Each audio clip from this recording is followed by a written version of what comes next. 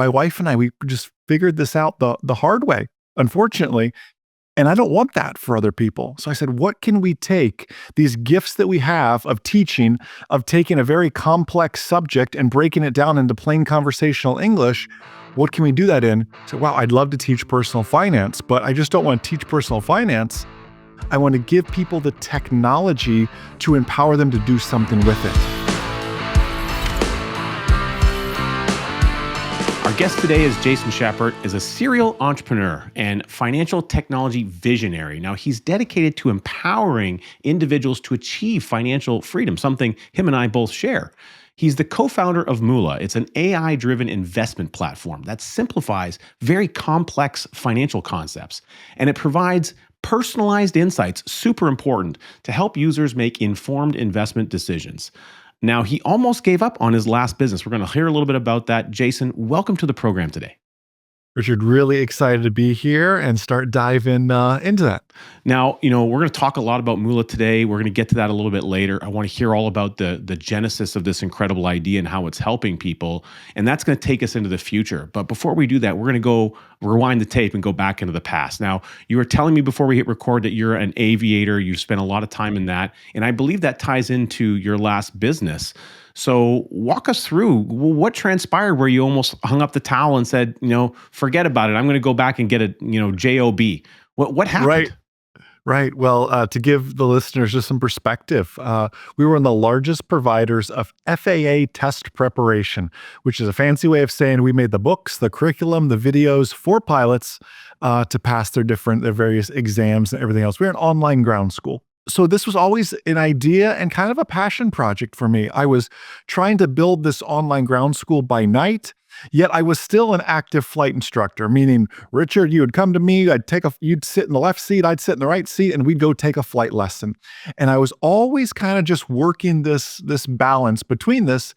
And what I really realized is I was only putting about half my effort into each of those things.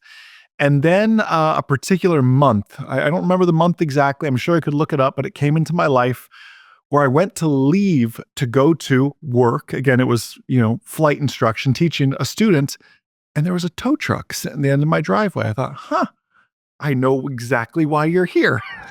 That's never a good thing, right? So I snuck out the backyard, walked a few miles down the road to my mom's house. Moms always save you, right? She let me borrow her car so I could go to work to make money to pay that car loan. That same week, I got a foreclosure notice on the front door from the sheriff. I thought, okay, as if things couldn't get any worse. And about this time, I went to go fly that same little training airplane that I had, 1975, cloth seats, bought it for $10,000. Okay, so picture a $10,000 airplane in your mind. Even 16 years ago, it's not a good looking airplane, right? It's a little rough around the edges. Is that the one with the duct tape hanging off the wing when you see it go by? And like rattle can paint and everything else. You're exactly right. But I was proud of it and it served its purpose. I went to take off in that plane one day to relocate the plane to another airport for a lesson. And about 400 feet, I lost a cylinder. You only have 4 cylinders in this little airplane. They're horizontally opposed. So the whole airplane shaking back and forth. I was able to nurse the airplane back around and I landed. And Richard, I remember just crying. I'm 18 years old, 19 years old at this point. My plane is covered in oil. Obviously, I can't make my car payment. I can't make my mortgage. How on earth am I going to pay for all this stuff? I'm behind on so many bills. I've got this dream of making this online thing, and everything just seems so far out there right now. I ended up selling that airplane to a mechanic for basically the parts that it was. I was able to catch up on my bills and catch up on my payments, except I had one big problem. I'm a flight instructor with no airplane. I had no choice but to make this online flight instruction business work. I had a camera, I had a computer. I need to start making some more videos, some more content. Napoleon Hill says in Think and Grow Rich, a book I know you've read, and I know many of the listeners have read, in every adversity, there's the seed of a greater advantage. But it's just a seed. I've got to water it. I've got to nurse it. I got to bring it in for those cold Canadian winters. I got to put it back out for the spring. I have to nurture that seed. So while I could have been down and out and bummed about myself and my circumstances, I burned the boats and said, I have to go all in on this thing. And it really, that was the moment. And for anybody out there that's listening, that's maybe kind of like that weird in between, like I've got Mhm. the job, but I'm trying this thing and I've got a foot on either side of the chasm. Man, when you can devote your energy, I was thrown into mine. I wish I could have chosen it, but would I have ever chosen it, right?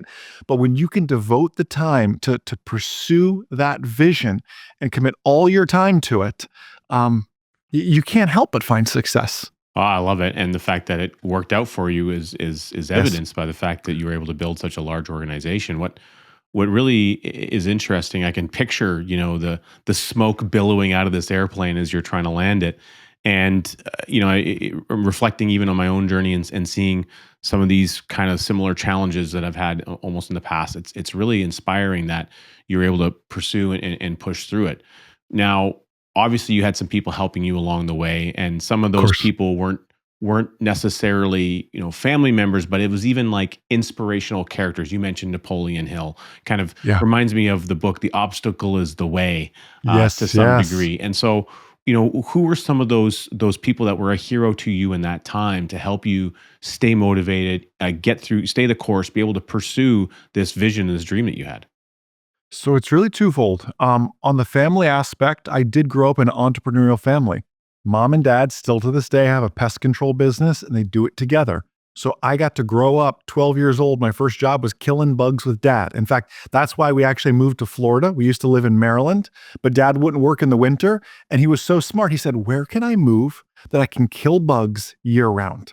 And that's literally like, that's how we had it. Most people are like, oh, I retire in Florida. No, we came to Florida for the bugs and there's plenty of them if you ever visited. So that's how we even ended up here. But I got to see them struggle. I got to see them succeed. And one thing that really stuck out for me, although we were less than middle class growing up, my father had some very wealthy clients. And I remember walking into these just as a 12-year-old kid, 13-year-old kid, mansions. And I'm going, I want this one day. Like, what do wealthy people do differently that the other clients that are, living not the best circumstances with roach infestations and everything else? What is different between them? And I would go in the offices and they'd be covered with books and go, okay, rich people read books. Like that's my 12-year-old mind thinking. So I went to the library. And to your point, this is now back on like Sony Walkman cassette player kind of stuff, mowing the lawn, listening to Napoleon Hill, listening to Zig Ziglar, Jim Rohn, like these classics of personal development. And I was kind of the weird kid. Can you imagine a 13-year-old kid listening to Jim Rohn? Like that's a little odd. Um, but even though those people were long deceased, um, right, it still resonates on, and the message is still so true. The thing is, the fundamentals of business growth and of marketing and of mindset do not change. There's so many people out there chasing the next AI tool, the next AI thing, 'cause that's the buzzword, right? And during COVID, it was all remote this and remote that. There's always something to chase here, but at the end of the day, good business practices and mindset and everything else, whether it was written in 1937 or written in 2025, it doesn't matter, are timeless. So those are really some of the early mentors. I did have the privilege to see Zig Ziglar speak when he was quite old. But obviously Jim Rohn was since passed. And I did follow some of Tony Robbins' work and everything else too, who did get to spend time with Jim Rohn. It's amazing the impact these people can have by creating leverage in their business. And here we are still talking about them, how many years later? Yeah, absolutely. I mean, that's incredible. And perhaps when enough people start using your new platform of Moolah, they'll be talking about you hundreds of years from now because of all the success Amen. they'll have. Now, circling back to this business you pursued, you were able to get things going. At some point in time, you needed to get clients. You started with the content. Yeah. Where did you start to actually begin seeing traction? Because we kind Mm, of glazed over like all the hard times of of actually course. Yeah. the first thing is making the decision. The second thing was all the work that you had to do following the decision. Traction is the right word to use. And I was on ice for a long time there at the beginning because um, At the same time, you have to be mindful of who you listen to. It's also easy to jump on the internet and see these gurus and influencers now and go, everything must be so easy. I remember following one that I will not name to a T in particular. I went to bed and Richard, I thought, I'm going to wake up and I'm going to be a millionaire. I pressed launch. I sent the emails. I'm like, this is all going to be amazing. I woke up. I signed up one person for our first version of our online ground school. I thought, you know what? I probably broke the internet. That's probably what happened. There's no way I followed what this guy said to a T. It had to have worked and did work. And that was my first realization of this business thing. Like, this is a lot harder than I thought. But as you and I both know, one becomes two and two becomes four. And I learned very early on, I don't remember who taught me this, but it was, again, a business audiobook or even podcasts back then. Someone told me, you don't have to get it right. You just have to get it going. And boy, as someone who's a pilot by trade, like picture, I love my checklists. I love perfection. I want everything to be flawless. And by the way, I'm teaching people to take a hunk of metal through the sky at 100 knots, right? Like it seems a little crazy to say you don't have to get it right. You just have to get it going. But even so, I thought I needed this perfect course. My first private pilot course was 8 lessons. It really needed to be about 20 lessons, but I didn't have to get it right. I just had to get it going. Let's get 8 lessons out there. Let's prove my concept. And once people get in there, I've got an 8-lesson runway, which is about 4 or 5 weeks, where I can go, okay, now I can start making the next lessons. I'm proving my concept and being forced to build the rest as I go. And I think that's a business principle in itself. Get to market early, test often, right? Even 16 years in that business, we were still always tweaking and testing. And even back then, I know you can relate to this because you have the same kind of servant heart. I called every single new customer. I mean, personally, they had my cell phone. It didn't matter. I didn't know them. They kind of knew me. I called every single one of them.